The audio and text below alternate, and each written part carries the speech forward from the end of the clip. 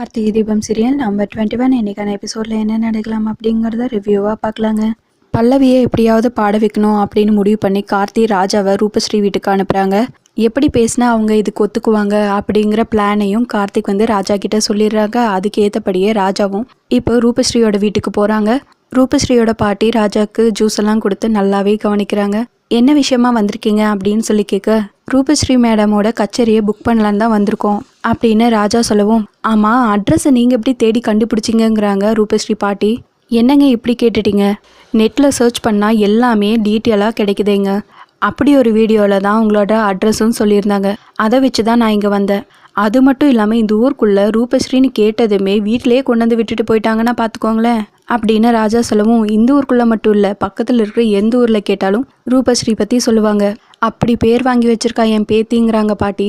சரிங்க, மேடமோட கச்சேரியை நாங்கள் புக் பண்ணணும் அப்படின்னு ராஜா சொல்லவும், கொஞ்சம் வெயிட் பண்ணுங்க தம்பி, இவங்க அம்மா அமெரிக்காவில் இருக்காங்க, அவங்கக்கிட்ட ஒரு வார்த்தை கேட்கணும், அதுக்கப்புறம் தான் நாங்கள் முடிவு பண்ண முடியும் அப்படின்னு பாட்டி சொல்லவும், அட என்னடா இவங்க ஜூஸை கையில் கொடுத்துட்டு இப்படி குடிக்க விடாமல் பண்ணிட்டுருக்காங்களே அப்படின்னு ராஜா ஒரு பக்கம் யோசிச்சுட்ருக்காங்க.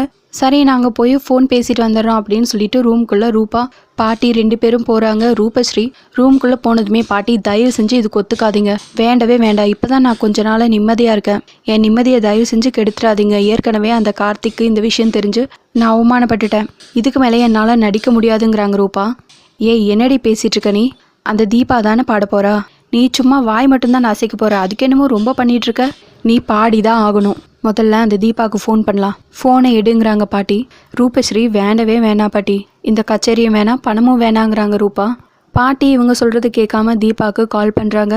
தீபா ஃபோனை கட் பண்ணி விடுறாங்க. ஆப்போசிட்டில் கார்த்தி வேற உட்காந்துட்ருக்காங்க. என்ன இவ ஃபோனே எடுக்க மாட்டேங்கிறா, எப்போ பார்த்தாலும் இவ இப்படியே தான் பண்ணிட்டுருக்கா அப்படின்னு தீபாவை திட்டிட்டு ஃபோனை அங்கே தூக்கி போட்டுடுறாங்க பெட் மேலே. சரி இந்த விஷயத்த நான் எப்படியாவது சமாளிச்சுக்கிறேன், நீ எதுவுமே பேசக்கூடாது, எல்லாத்தையும் நான் பார்த்துக்கிறேன் வா அப்படின்னு சொல்லிட்டு பாட்டி ரூபஸ்ரீயை ஹாலுக்கு கூட்டிகிட்டு போகிறாங்க. அங்கே ராஜா உட்காந்து ஜூஸ் குடிச்சிட்ருக்காங்க. இவங்க வர்றதுக்குள்ளே எப்படியாவது இந்த ஜூஸை குடிச்சிடணும் அப்படின்னு சொல்லிட்டு ரொம்ப ஸ்பீடாக ஜூஸையும் குடிச்சு முடிச்சிடுறாங்க.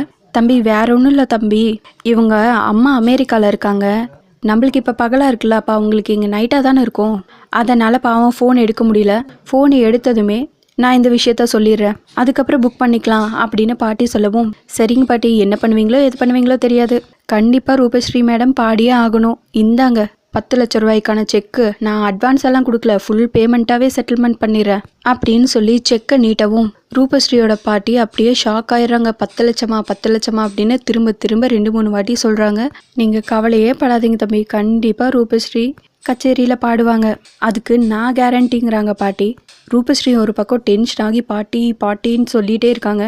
அதுக்கப்புறம் ராஜாவும் அங்கேருந்து கிளம்பிடுறாங்க.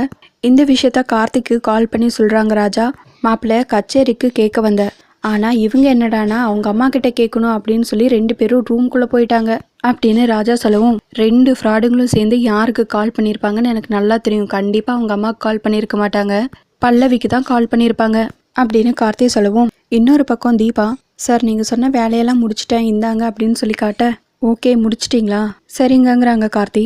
இன்னொரு பக்கம் ஸ்னேகா, என்ன இந்த கார்த்திக் சாரோட டேஸ்ட்டு, இந்த தீபாவை போய் உள்ளே உட்கார வச்சுட்ருக்காரே அப்படின்னு யோசிச்சுக்கிட்டே கார்த்தியோட ரூமுக்கு வராங்க. சார் இவங்களுக்கு ரூம் ரெடி பண்ணிட்டேன் அப்படின்னு ஸ்னேகா சொல்லவும், ஓகேங்க அவங்க அப்புறம் வருவாங்கங்கிறாங்க கார்த்தி. சரின்னு ஸ்னேகாவும் அங்கேருந்து போயிடுறாங்க.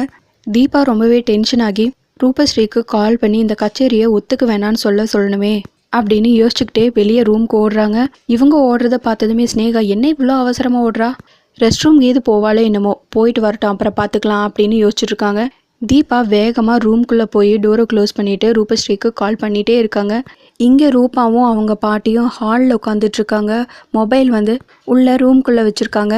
திரும்ப தீபா கால் பண்ணிட்டே இருக்காங்க. அதுக்கப்புறம் முதல்ல இந்த தீபாவுக்கு ஃபோன் பண்ணி அவளை திட்டி விடணும் அப்படின்னு சொல்லிட்டு பாட்டி நேராக மொபைல் எடுக்க வராங்க. அதுக்குள்ளே தீபாவே கால் பண்ணுறாங்க. பாட்டி அப்படின்னு ஸ்டார்ட் பண்ணும்போதே, ஏய் என்னடி உனக்கு என்ன திமிரா, ஃபோன் பண்ணால் எடுக்கவே மாட்டேங்கிற, எப்போ பார்த்தாலும் இப்படியே பண்ணிகிட்ருக்க, என்ன பழசெல்லாம் மறந்து போச்சா, இப்போ அந்த கார்த்திகை கல்யாணம் பண்ணிட்டேன்னு சொல்லி எங்ககிட்ட கை நீட்டி காசு வாங்கினதெல்லாம் மறந்து போச்சா, இப்போ ஒரு கச்சேரி புதுசாக புக் ஆகிருக்கு, அதில் நீ பாடணுங்கிறாங்க பாட்டி.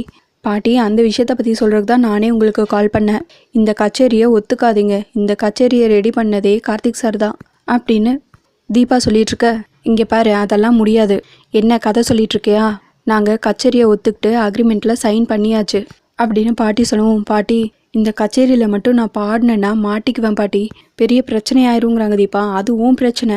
இப்போ நீ மட்டும் இதுக்கு ஒத்துக்கலைன்னா நேராக உன் மாமியார்கிட்ட வந்து எல்லா உண்மையும் சொல்லிடுவேன், கார்த்திக்கிட்டேயும் சொல்லிடுவேன். உன்னை பல்லவியாக நடிக்க சொல்கிறதே நாங்கள் தான். எங்ககிட்ட கை நீட்டி காசு வாங்கியிருக்கல்ல, நீ பாடி தான் ஆகணும். உன்னோட பிரச்சனையை நீயே சமாளிச்சுக்கோங்கிறாங்க பாட்டி. தீபாவும் வேற வழி இல்லாமல் ஒத்துக்கிறாங்க. ரொம்பவே டென்ஷனாக இருக்காங்க. நேராக கார்த்திக்கோட ரூமுக்கு வராங்க. கார்த்திக் இவங்களை பார்த்ததும் ஏங்க இவ்வளோ டென்ஷனாக இருக்கீங்கங்கிறாங்க. தீபா ஒன்றும் இல்லைங்கிறாங்க.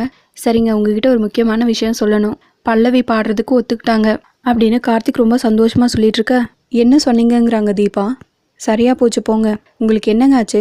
நான் எவ்வளோ சந்தோஷமாக சொல்லிட்டு இருக்கேன் பல்லவி பாடுறதுக்கு ஒத்துக்கிட்டாங்கன்னு, நீங்கள் ரொம்ப டென்ஷனாக இருக்கீங்க அப்படின்னு கார்த்திக் கேட்கவும், ஒன்றும் இல்லை சார், நான் இனியை பார்க்கணும், நான் போய் பார்த்துட்டு வரேனே அப்படின்னு சொல்ல, சரி நானும் வரேங்கிறாங்க கார்த்தி. இல்லை சார் வேணாம், நீங்கள் உங்களோட ஒர்க்கை பாருங்கள், நானே தனியாக போய் பார்த்துட்டு வந்துடுவேங்கிறாங்க தீபா.